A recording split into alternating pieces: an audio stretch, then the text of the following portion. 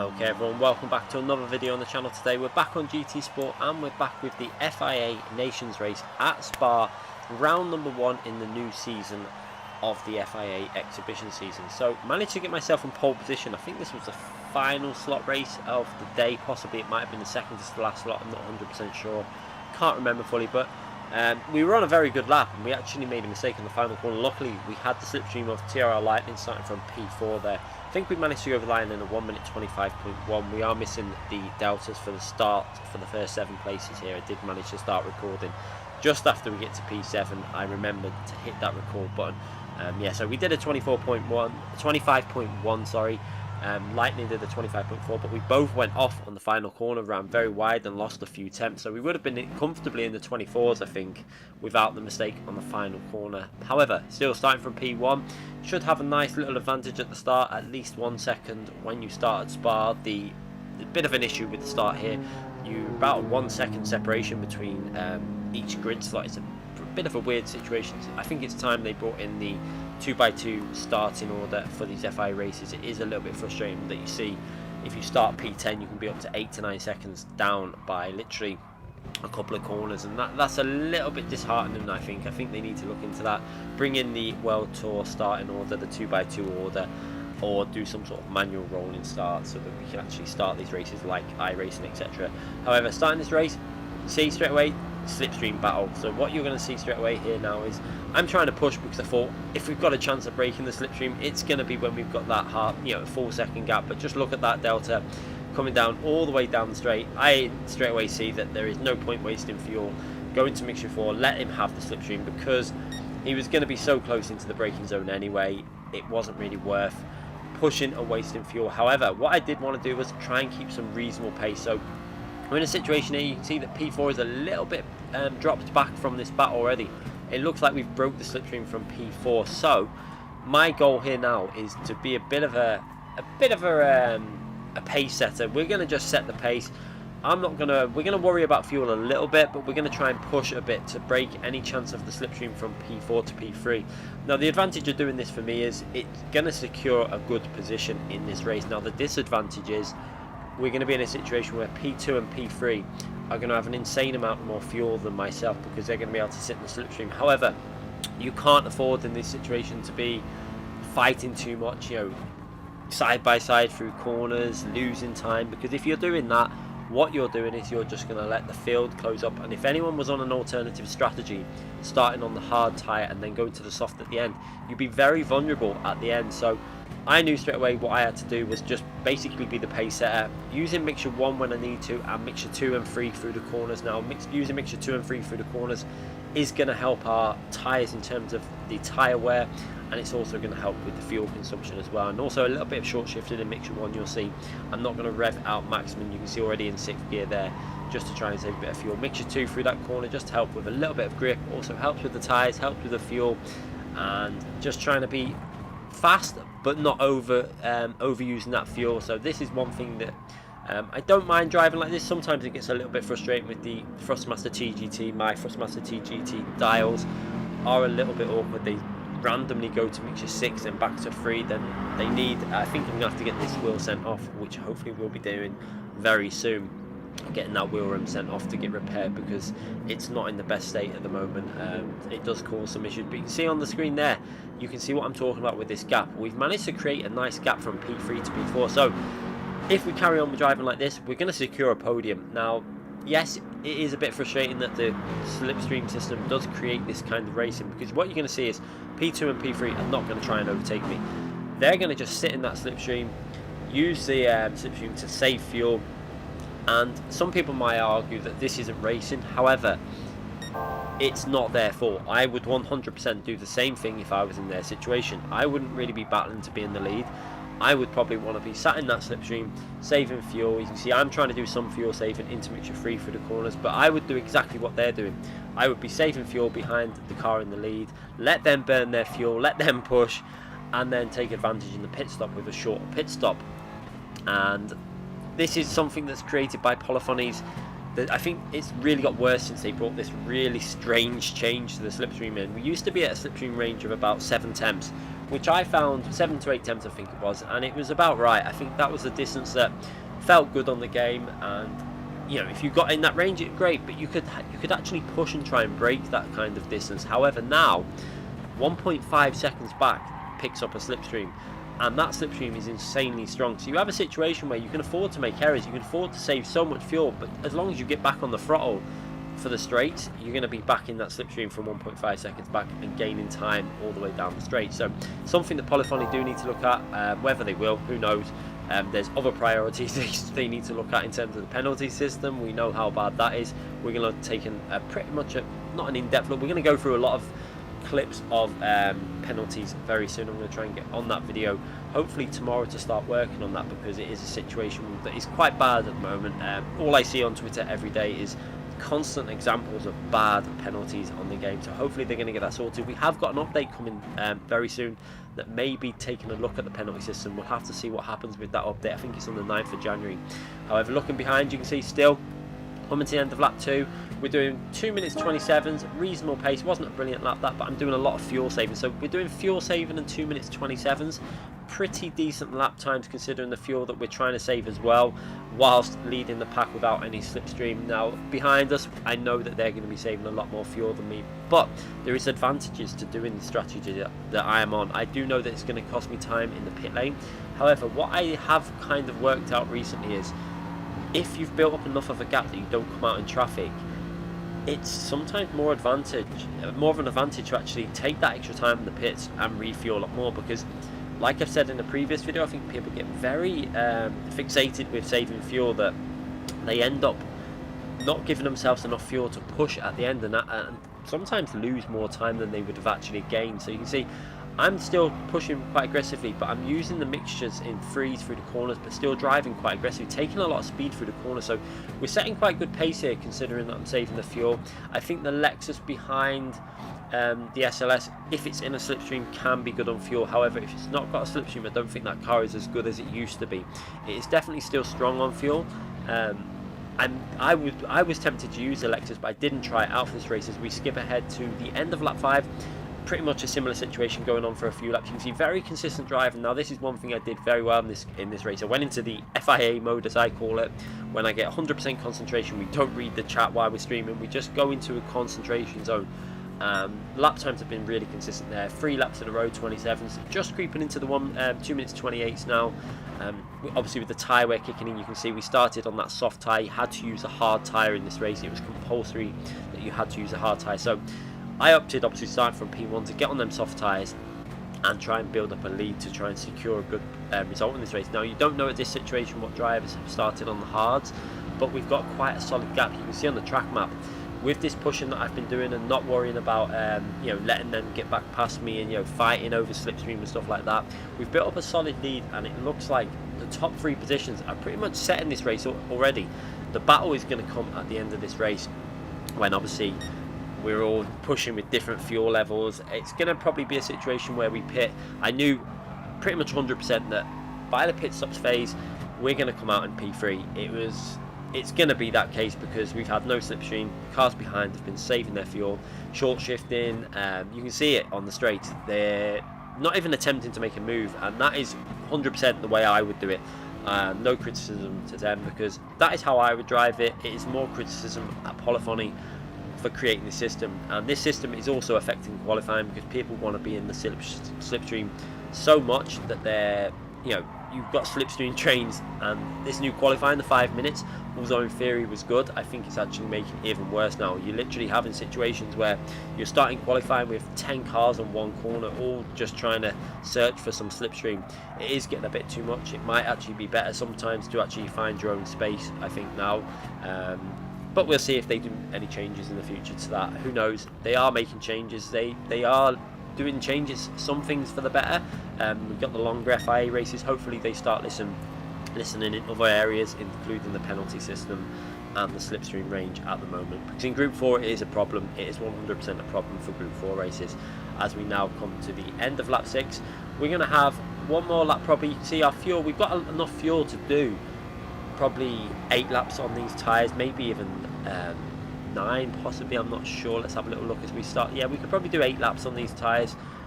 But if you have a little look at the right hand side with the lap deltas, you can see that they're starting to creep up a bit in the 28s now. Now, one thing about the hard tyre is, with a fresh set of hard tyres, once they're warmed up, they can do 28s. So, like late 28. So you need to look at that crossover point as we skip to the end of lap 7 now out of 11 laps. And you can see I've got myself a bit of a gap to P2. What I tried to do on this lap was be quite aggressive. I wanted to try and give myself maybe, you know, at least half a second to 0.8 of a second advantage in a pit stop, just so that gives me, again, that little bit of extra time to put some more fuel in. It might not be a massive amount, but it might help out in terms of where I come out of the pits after putting the extra fuel in. So going into the final corner, you see ran a little bit wide out of that corner there into the final chicane before the pit stop phase. So this now is going to be very telling of the fuel situation between the two cars. You can see that maybe they thought I wasn't going to pit this lap. I decided to pit. We've got about 6 advantage going into the pits, and look at that difference. We have 6% less fuel than P2 and nearly 14% less fuel than P3. That is the situation that you get where the car, you know, when you have 2 slipstreams, you can save even more fuel. So P3 obviously had the double slipstream, could save an insane amount of fuel. P2 could save more fuel than me. However, what I decided to do here was over fuel, so I put more fuel than what I probably needed in because I wanted to be aggressive. So you can see refueling up, we go past the marker and put 61% fuel in. That is 10% more fuel than what the P3 driver had put in. He put 51% in and P2 put 48%, so I've got 10 to 13% more fuel than the 2 drivers in front of me. So this is possibly going to pay off because we're only coming out 2.1 seconds behind P2. Now he has got the slipstream, however P1 has not got the fuel to drive 100% to the end. I've got the fuel to pretty much drive this nearly maximum. We're going to have to do a tiny bit of fuel saving once I get in that slipstream, but I was pretty confident that I could get in that slipstream because the situation you've got now is P1 won't have the pace that he had before because he's got no slipstream in front of him. He's got a fuel save, so I should be able to catch that slipstream up and get in that tow within a lap or so. It's not going to take too long. You can see still using mixture 2 through the corners, but mixture 2 isn't going to lose you a massive amount of time. As long as you're back into mixture 1 for the real flat out zones, mixture 2 should be pretty solid. You can see under 2 seconds that gap now. Obviously getting very close to slipstream already. However, we're going to probably lose a little bit as he's going to get that slipstream coming out of the exits of corners, but the situation is looking pretty good for myself. At this stage, I was pretty confident that we should be able to get back in a situation to fight for that P1 in this race because they're going to struggle for fuel. I did notice that I think Nick had 48% fuel and something like that, so I did kind of know. I wasn't aware in the race of what Adria had put in the fuel. However, I did see that Nick's was on 48, so I kind of had an idea that Nick might start struggling on the fuel on the final lap, and I would definitely be able to attack him. It depends if he's going to attack P1 though and get himself in the lead. However, he probably didn't want to be in the lead necessarily this early on because of the fuel situation. He'd then have to do a lot of short shifting and would be struggling. So going down the straight, you can see 1.7 is gap. He's going to gain a lot of time in the slipstream. You can see just how much it helps you out in terms of overall pace. He's nearly got that up to 2 seconds as we come through the really fast left-hand corner. But into the braking zone, will I be able to get into the draft? That is really important on this game. You can see they're side by side. That is good for me. They're going to start battling, so the whole situation is really working in my favour right now. You can see they're battling. I go into the corner nice and aggressive. They're really aggressively into the braking zone. I wasn't 100% sure where I'd have to brake. Obviously first lap on the hard tyres. We had done the previous races, but when you've been on that softer tyre, it's quite a jump in terms of grip from the soft to the hard tyre, so your braking distances are slightly different. I did have to also change the brake bias. I think we ran the first stint on 4 to the rear, and I did need to go a little bit more neutral. You see moving that brake bias to 3 to the rear there because the rear felt a little bit sketchy when in the braking zones before to the rear with the hard tyre. So moving it to 3 to rear now, we don't really need to worry about tyres. We've got the hard tyre on. I only have a few laps to go as we've got a yellow flag at the top of the hill. I think that is Antomic's there.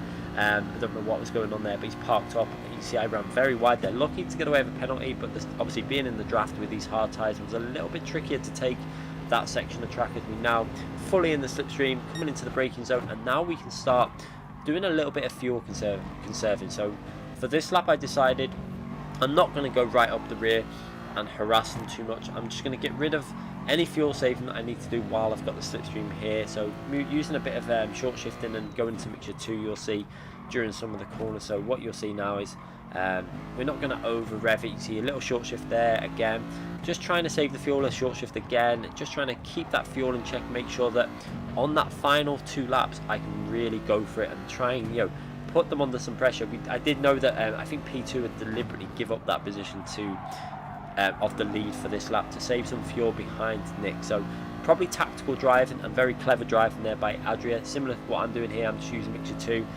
We're in the slipstream, that's the most important thing, saving the fuel. And then for the final 2 laps I can pretty much go aggressive. You can see my fuel is looking very, very good.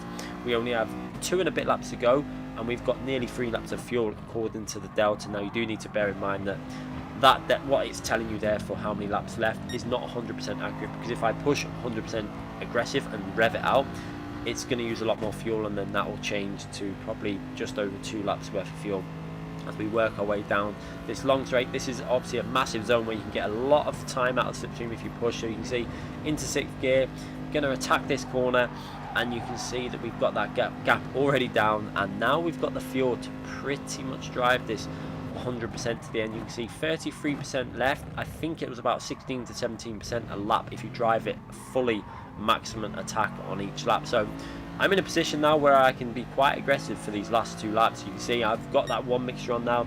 We're going to start pushing and try and make up some places. Now the difficulty that we've got in this race is obviously P2 is still, although he hasn't got the fuel, he's still got that slipstream of P1. So as long as he pushes through the acceleration zones and the straights, it's going to be very hard to overtake him. As we jump on with a replay camera, you can see just how much closer this is now. You can see how close I am to P2. I'm getting very aggressive. I want to try and get past, I wanted to try and get past P2 on this lap to try and make a move on P1, you can see. But down the straights, this is a problem. You see, no matter what fuel differences we have, if he pushes down the straight, he's got the slipstream to P1, and he's probably going to be able to make a move on P1, which you can see he has gone for the move there. He's tried to dart out and go around the outside. I decided just to take the normal racing line, and if there's any contact between them, I'll be in a very good position to just sweep past without any issue. As we now look at this, this is amazing driving. This is really what I love Gran Turismo for, these type of battles. No penalties involved. I know that the slipstream is very strong, however it's amazing racing. We've got 3 drivers battling out for the lead on the final 2 laps of a race that's been nearly 30 minutes long, and this is really enjoyable. Obviously the slipstream has caused how close it is, but we're in a situation where we can fight, and I don't think there's many other games where you get this kind of feeling where you're battling out, the intensity of it. It's so enjoyable to be involved with. As we're having a look up the inside of Nick there, trying to see if I can find a gap. There's no gap there. Trying to just move around, make him aware of where I am, and put him under some pressure to try and force a mistake. You know, make your car big in his mirrors, and he possibly could make a mistake somewhere. But Nick holds on very well through that section, keeping the car nice and smooth. No errors through there. And P1 obviously helps him out a little bit that I'm putting P2 under pressure, because he can just drive his own race and keep it nice and smooth. But we get a nice exit from that corner there onto the power zone now, and I'm really going to rev it out. You can see revving out the Mercedes, getting very close to the rear of P2. You can see he's obviously trying to save fuel at the same time as pushing as well. So I kind of knew that Nick was going to be struggling on the fuel in terms of this race. I could see obviously at the end of the lap, I knew the last lap was going to be a struggle for fuel for him. As we go to the left there, trying to make a move around the outside, not able to do that. He's covered the inside very well. I'm going to try and do a cut back, go wide here, and then cut back on the inside, give him a little nudge there. Obviously he took a tighter line, a little nudge there, but again not able to get past him.